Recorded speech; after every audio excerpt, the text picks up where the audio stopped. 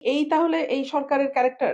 BNP যদি তার নেতাকর্মীদের লোকাল লেভেলে নিয়ন্ত্রণ না করে তাহলে এর পরিণতি ভয়াবহ হবে, এমন মন্তব্য করেছেন ব্রাহ্মণবাড়িয়া ২ আসনের সংসদ সদস্য রুমিন ফারহানা। বিএনপি যদি তার নেতাকর্মীদেরকে লোকাল লেভেলে কন্ট্রোল না করে এখনই, এর পরিণতি ভয়াবহ রকম হবে। সরাইল উপজেলা শহীদ মিনারে পুষ্পস্তবক অর্পণ করতে গেলে আগে থেকেই সেখানে অবস্থান নেওয়া বিএনপির স্থানীয় নেতাকর্মীদের সঙ্গে উত্তেজনা সৃষ্টি হয়। এক পর্যায়ে উভয় পক্ষের মধ্যে বাকবিতণ্ডা ও ধস্তাধস্তির ঘটনা ঘটে। রুমিন ফারহানার সমর্থকদের দাবি, সংঘর্ষে তার এক কর্মী আহত হয়েছেন। পরিস্থিতি উত্তপ্ত হয়ে উঠলে নিরাপত্তাজনিত কারণে ফুল না দিয়েই স্থান ত্যাগ করেন তিনি।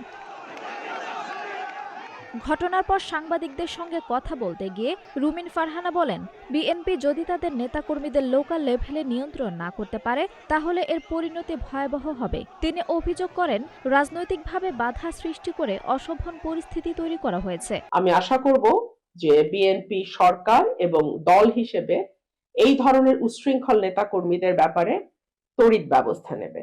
এ ঘটনার প্রতিবাদে ক্ষুব্ধ নেতাকর্মীরা ঢাকা সিলেট মহাসড়ক অবরোধ করেন।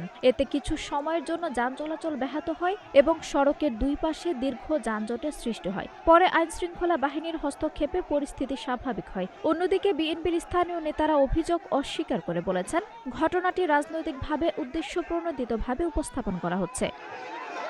আঞ্জুম হক আরবি, নাগরিক প্রতিদিন।